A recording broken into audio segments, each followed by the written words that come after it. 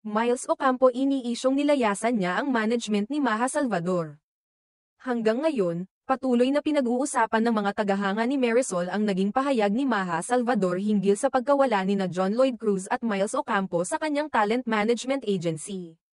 Ayon kay Maha, wala na sila sa ilalim ng Crown Artist Management, ngunit nagbigay siya ng ilang paliwanag tungkol kay Lloydie, ngunit hindi na ito nagbigay ng detalyadong pahayag tungkol kay Miles. Dahil dito, nagkaroon ng mga spekulasyon na maaaring may hindi pagkakaunawaan o hindi pagkakasunduan ang dalawa.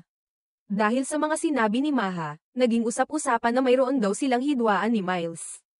At may ilang mga tao na nagbigay ng intriga na sinasabing iniwan ni Miles ang Crown Artist Management, ang mga reaksyong ito ay agad na kumalat at naging paksa ng diskusyon sa social media. Kaya't nagkaroon ng iba't ibang opinyon hinggil sa issue. Isa sa mga reaksyong lumabas ay ang tanong kung hindi ba raw si Maha ang tumulong kay Miles upang maging bahagi ng Eat Bulaga, at sa kalaunan, naging permanenteng host na siya. Isang netizen ang nagtanong, bakit kaya siya umalis sa Crown, na nagbigay daan sa iba pang mga tanong hinggil sa tunay na dahilan ng pag-alis ni Miles. Isa pang reaksyon ang nagsabing, what happened kaya between Miles at Maha, na nagpapakita ng interes at pag-aalala tungkol sa kanilang relasyon.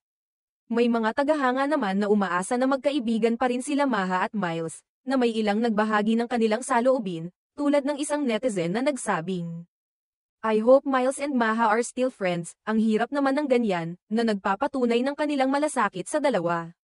Mayroon ding nagkomento, to be honest, wala rin sumikat sa Crown Artist aside kay Maha, na may pagkakatulad sa opinyon ng ilang tao na si Maha lamang ang talagang nagtagumpay sa ilalim ng pamamahala ng Crown.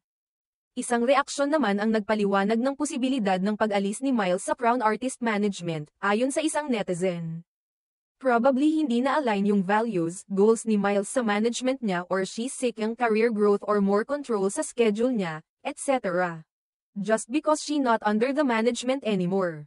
Hindi naman ibig sabihin na may bad blood agad sila ni Maha. Ipinakita nito ang isang mas makatarungang pananaw, na hindi nangangahulugang may hindi magandang relasyon ang dalawa. At maaaring isang personal na desisyon ni Miles ang pag-alis. Isang netizen din ang nagbigay ng kanyang opinyon na si Maha ang naging dahilan kung bakit napasama si Miles sa Eat Bulaga. At siya pa ang nagpasimula ng pagkakataon para sa aktres.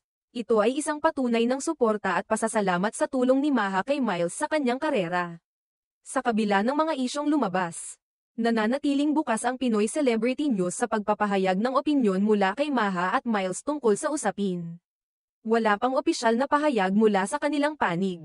Kaya't hindi pa malinaw kung ano ang tunay na nangyari sa kanilang relasyon, ngunit ang mga usap-usapan at intriga ay patuloy na naglalabas ng interes mula sa kanilang mga tagahanga at mga netizen. Sa ngayon, inaasahan ng marami na magkakaroon ng linaw ang isyong ito sa mga susunod na araw, at makikita natin kung paano nila haharapin ang mga usaping ito.